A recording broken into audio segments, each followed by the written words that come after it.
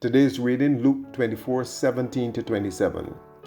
Beginning with Moses and all the prophets, he explained to them what was said in all the scriptures concerning himself. Luke 24:27. Every story. I opened the whimsically illustrated children's Bible and began to read to my grandson. Immediately we were enthralled as the story of God's love and provision unfurled in prose. Marking our place, I turned the book over and read the title once again. The Jesus Storybook Bible. Every story whispers his name. Every story whispers his name.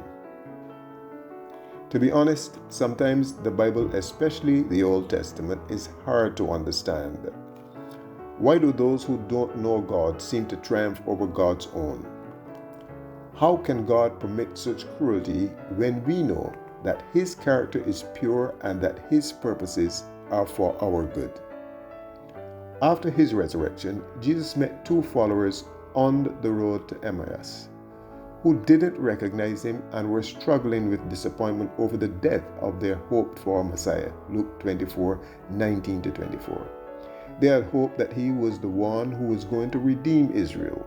Verse 21. Luke then records how Jesus reassured them.